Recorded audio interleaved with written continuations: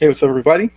If you didn't check out the community tab on the YouTube page, I definitely should check that out because I do put little updates on there every once in a while. But going back to the recorded episodes because schedule's gotten a little weird and crazy, so I can't really dedicate the time to do live episodes as much as I want to.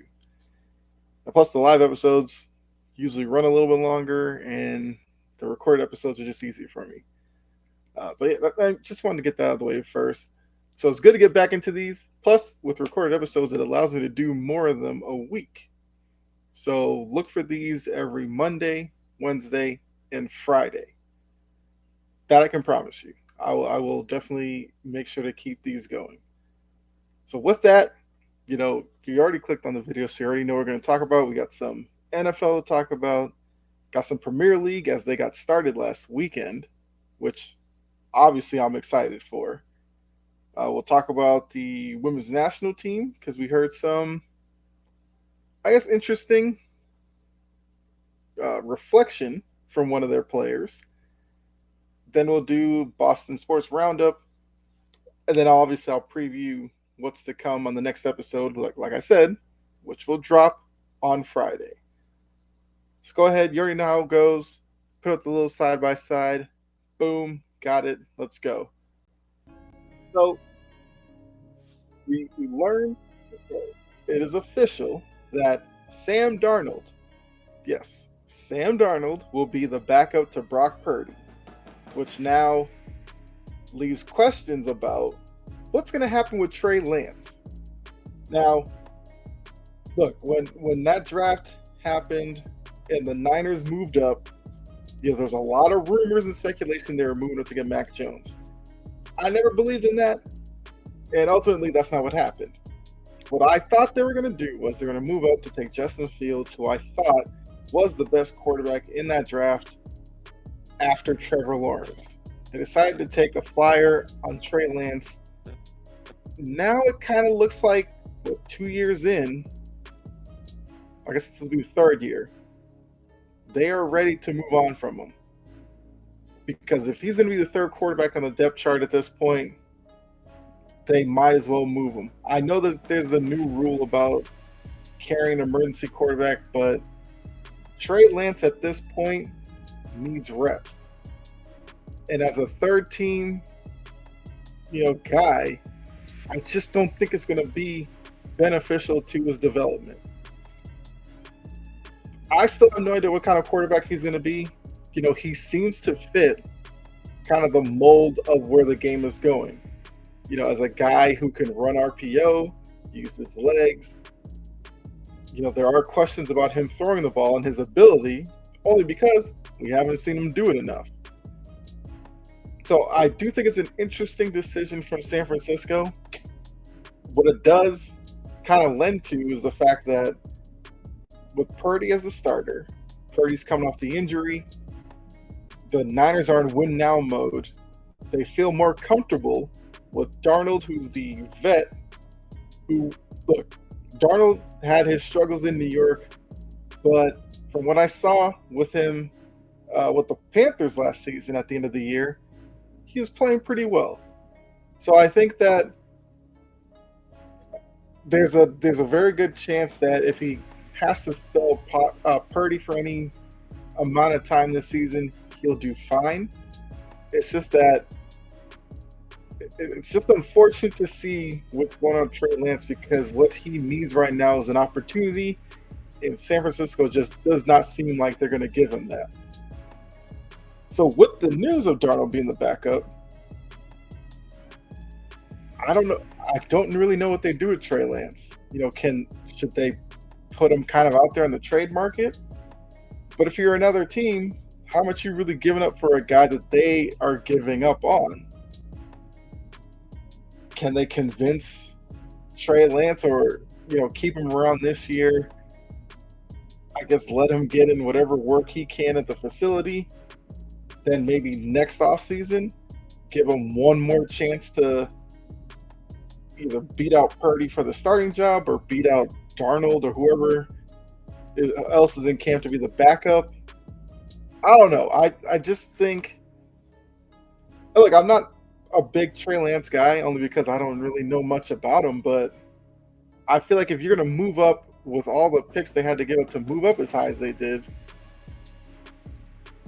he probably deserves more of a chance than what he's getting. And granted, he was starting last season, but got hurt in that game against the Bears with the downpour and everything. So that might be a what if.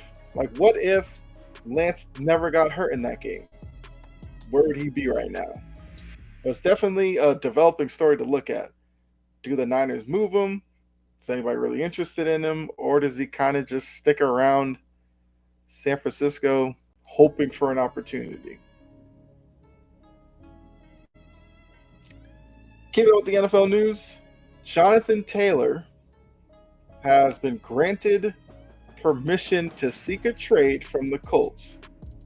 Supposedly, he's been given like a Tuesday deadline to, I guess, find a willing trade partner. The report also states that there are 6 teams that have inquired about him. 2 teams have already made an offer. So this is a story that could move very quickly. Maybe this weekend, something like that. Maybe there's a deal that does go down. It definitely looks like Jonathan Taylor's days as a Colt are coming to a close, unless Jim Irsay kind of did this to show some, I don't know, good faith towards Jonathan Taylor, but then we don't know who the 2 teams are, what the actual offers are. What if Irsay doesn't like it? Once again, I keep referencing Irsay. Ballard is the GM, but Irsay is going to have a hand in this decision and will make his opinion known. So let's say Ballard likes a deal, Irsay doesn't. What happens then? Does the Tuesday deadline just come and go? And then Irsay kind of makes it known that we tried, couldn't come to an agreement with anybody, but we're going to go forward with the team that we have. How would that sit with Jonathan Taylor? How would that sit with the rest of the locker room? Who I'm sure there's some players in that locker room, even with where the situation stands right now, probably aren't too happy. I've said it before, Anthony Richardson is a rookie. He's an unproven rookie, even based off his college experience. Usually with quarterbacks like that, you want to surround them with a solid tight end and a running back to take pressure off of him. They're basically handcuffing Richardson and his development by pulling Jonathan Taylor away from the equation. So if Taylor does get traded, I would be interested to see what the Colts do as a replacement. Do they revisit Kareem Hunt, who still hasn't signed anywhere? Do they maybe try to make a trade of their own to get another running back? Do they get a running back in return with a Jonathan Taylor trade? Who knows? But with the season being, 2.5 weeks away, they kind of have to get this figured out pretty quickly. And I don't know. If you don't know, I'm a Patriots fan. So I'm not necessarily a fan of the Colts in any way because of, if you know, you know. Deflategate, it was started by the Colts, just saying. But looking at that, looking at the erratic behavior of Irsay in certain situations, I never root for the Colts. So part of me is wanting this to blow up in their face.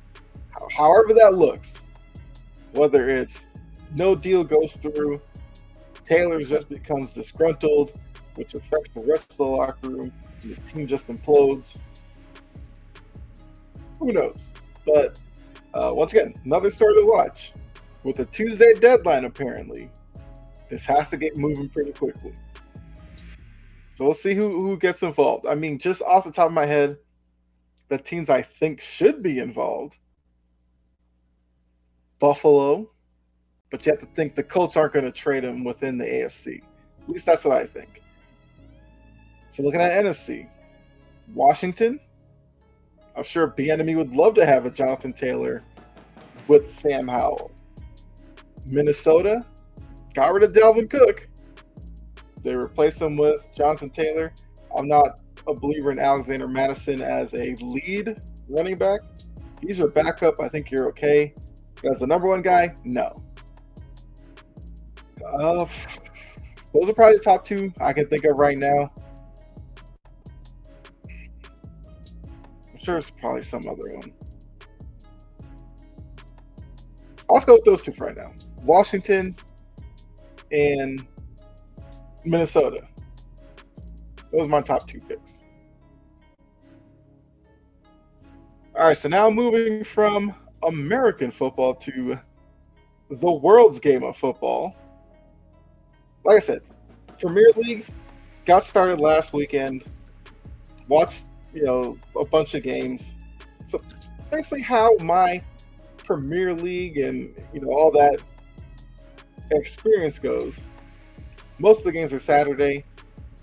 Get up, watch some of the early games, watch later games, go to YouTube, check out the highlights of the games I missed, or watch like Goal Zone or whatever to get caught up on everything. To, I think, many people, slight surprise, Brighton is actually sitting atop the table. They won back-to-back games 4-1.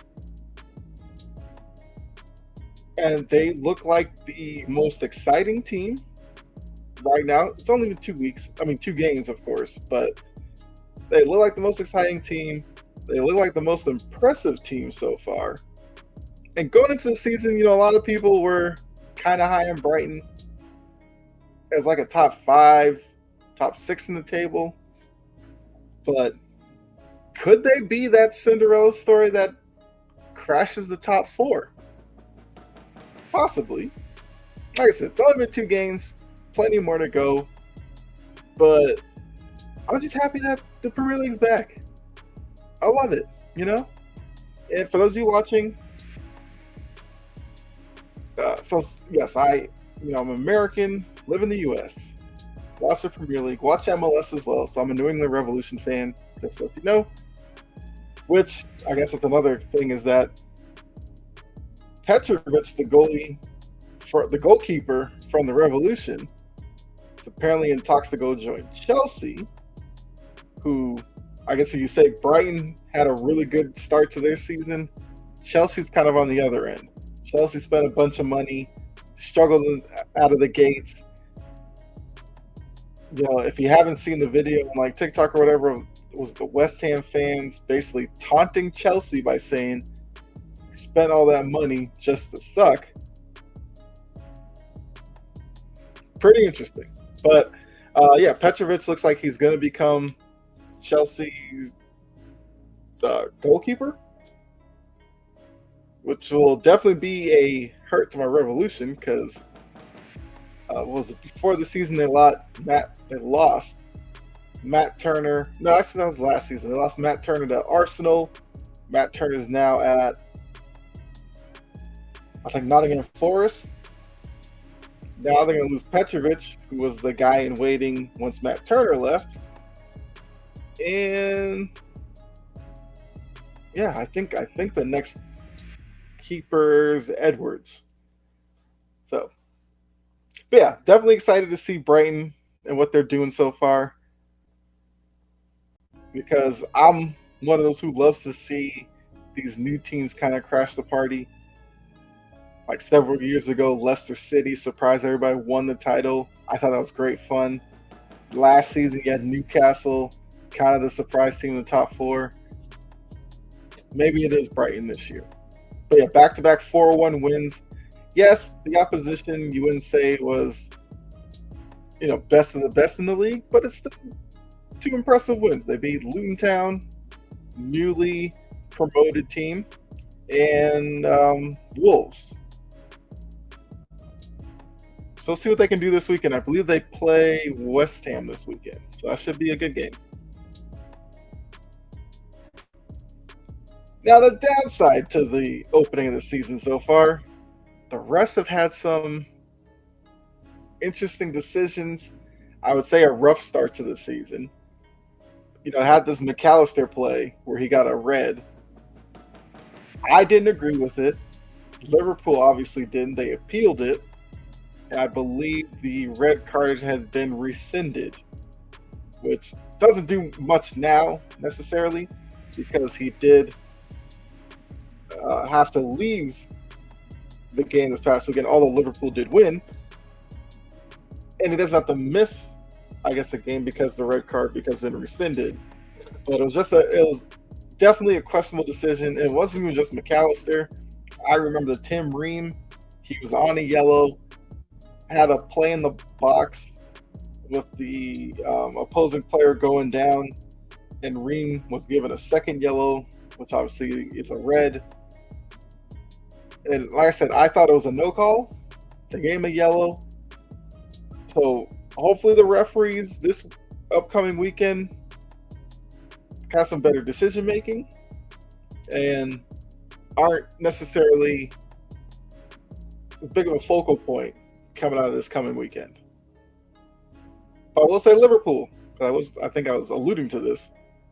Liverpool is probably the side I would say I'm a fan of because of the Boston Red Sox connection. But I definitely watch other teams as well. Manchester United is another team that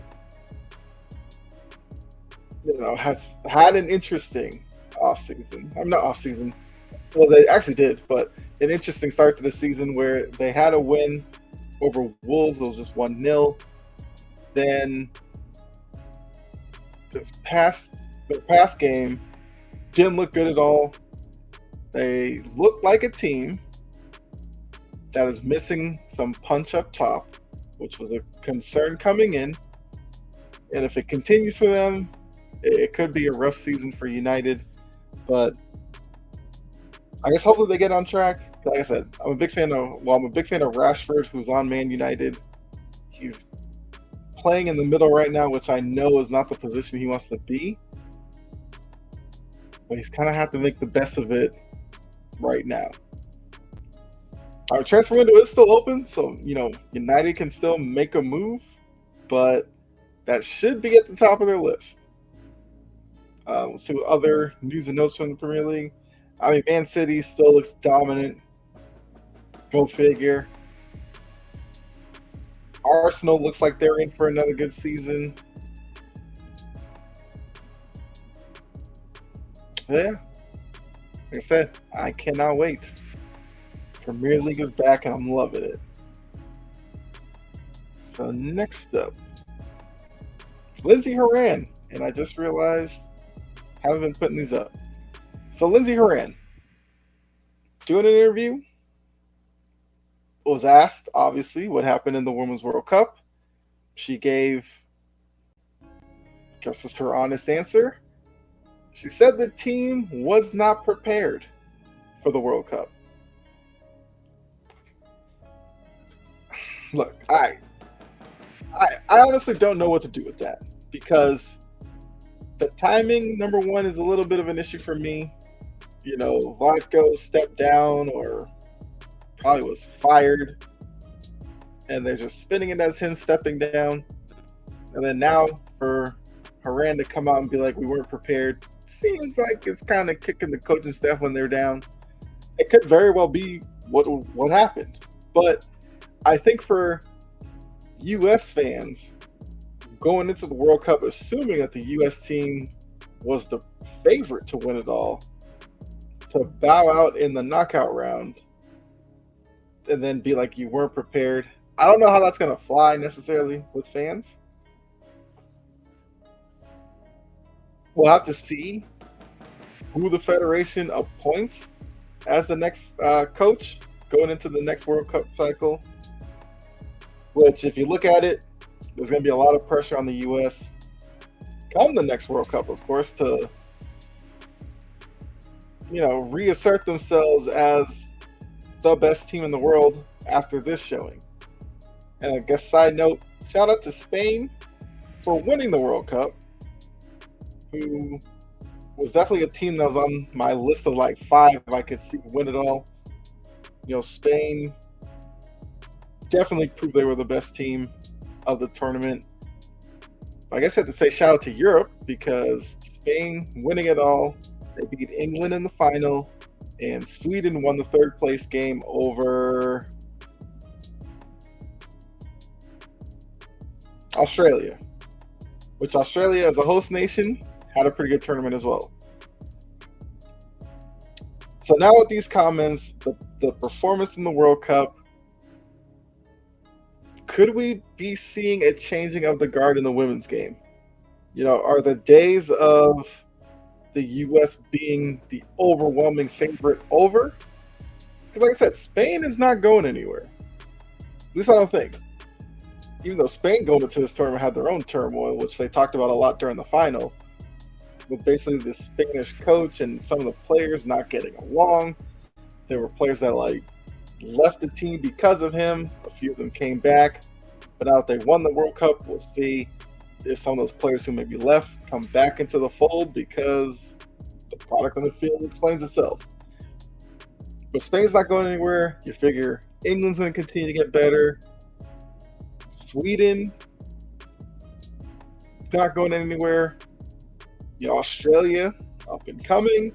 You still got Japan. You got Germany. Some of those teams who didn't even make it out of the group stage. Germany. You got France still. So I think the women's game is becoming more competitive. To some U.S. fans, that may not sound like a good thing. But I actually think it's going to help the women's game out exponentially. Because I think more people will probably tune into it now to see, can the U.S. overcome and win the next World Cup, but also to see some of these new nations that are developing at a rapid pace. Will one of them take over and become the next dominant team? But yeah. So for Horan's comments, even if it's true, I just don't know about the timing of it. Because I don't know. Part of me is like, is she trying to scapegoat the failed coach who's already out of that position and take the attention off the play on the field? Because the play on the field was an issue, which I guess does track back to Vlatko. But yeah, the players in the field did not play well enough to win in the knockout round. And with that disappointment, these comments, like I said, just look like pinning more onto the failed coaching staff. But it is what it is. So let's go on to the last story. And it's time for the Boston Sports Roundup. So, only thing really going on with the Boston Sports right now, the Red Sox. This is that time of the calendar where the Red Sox really take over. Because NFL's still a couple weeks away. Yeah, you have preseason. Zeke Elliott did join the Patriots. I think that's a good signing for them.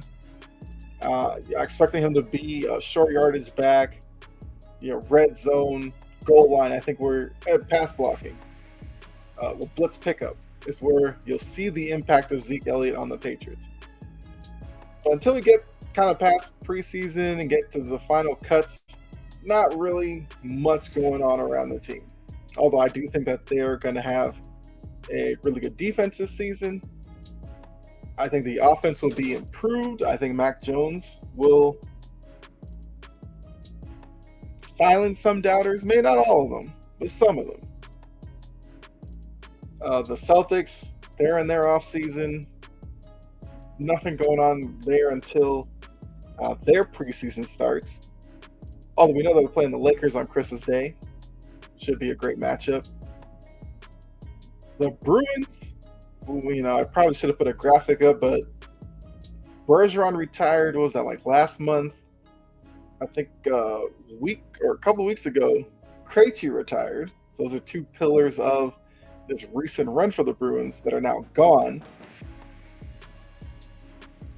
But even the Bruins, nothing much really going on outside of that. So like I said, Red Sox are front and center. This past weekend, went into the Bronx, swept the Yankees, which, as you know, as a Red Sox fan, it's just the best thing that happened. Ultimately, seems like the Yankees were fading anyway, but it seems like this sweep at the hands of the Red Sox just shut the door, nailed it shut on any postseason plans the Yankees had. Yankees are now like 3-4 games under 500. The Red Sox 3 games back of the final wild card. It's going to be tough to get there, but with about 46 games or so left on the season. 56 games, I believe, are left in the season. Yeah, I think it's 56.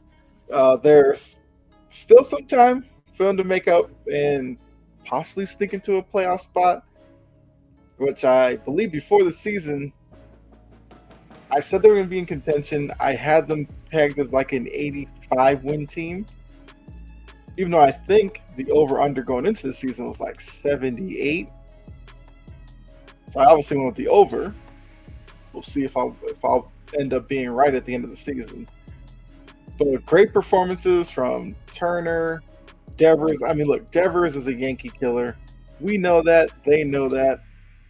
And he just proved it again this past weekend. Connor Wong had a home run. Pitching was not great each game, but good enough to get the sweep. Kenley Jansen, who's here in the graphic, he got a couple of saves, so everything's riding high. Now, obviously, leaving the Yankees series, they had a tough series that's currently going on with the Astros, who obviously the Astros are one of the better teams in the American League, and they've lost the first 2 games against them. So, like much of this season, the Red Sox will be riding a high, and then they'll go through a lull period. And then they'll kind of go on another high, lull. The whole thing is going to be, can they be riding a high at the end of the season and ride a high enough high to make the playoffs? I believe I have the standings here. So hold on a second.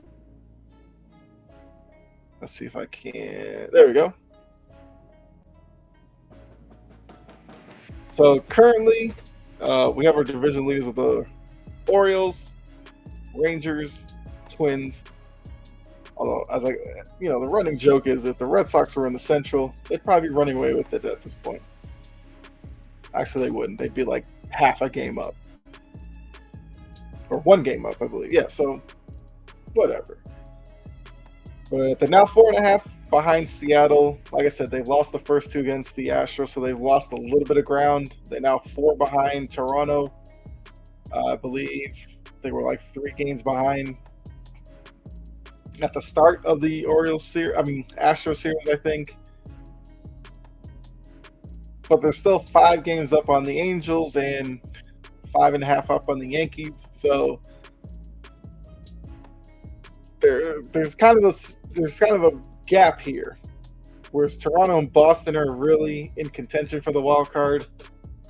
Obviously, got Tampa Bay, who's still fighting with Baltimore. Houston in a fight with the Rangers, and then Seattle.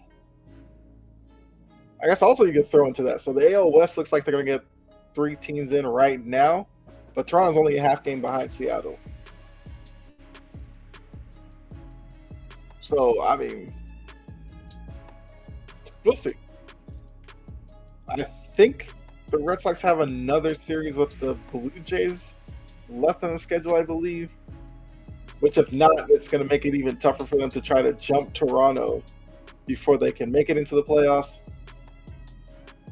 But it's been an interesting year, for sure.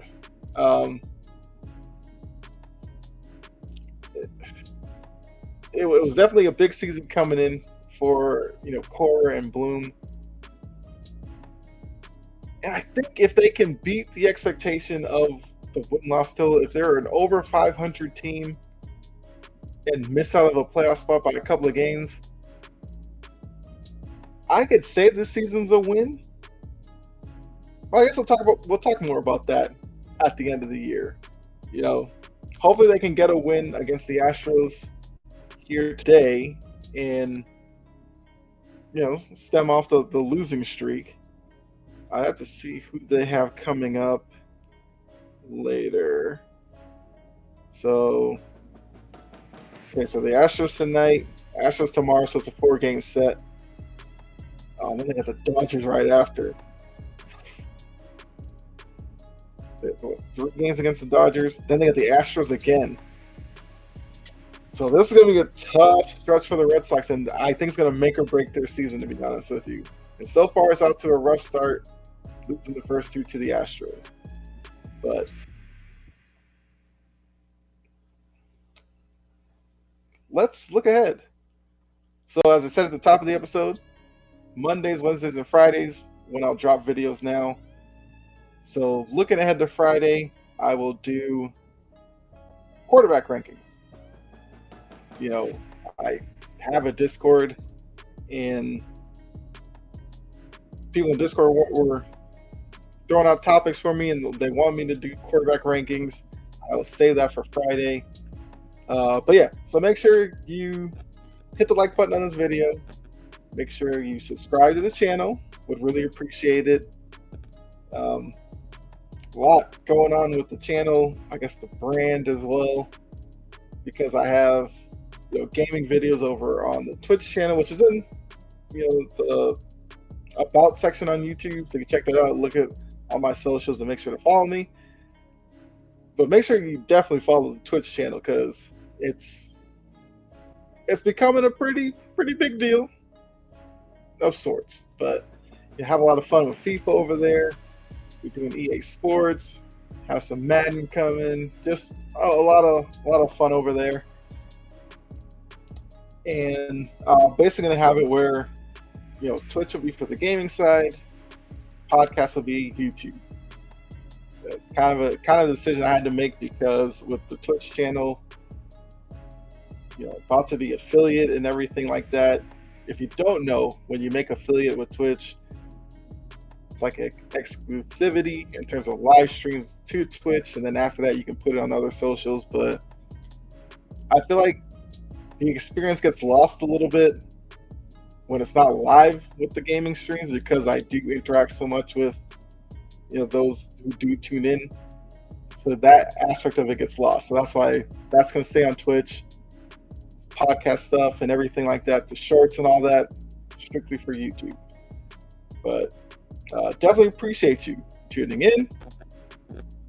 Hopefully you enjoyed it. Like I said, hit the like button, subscribe, share, all that good stuff.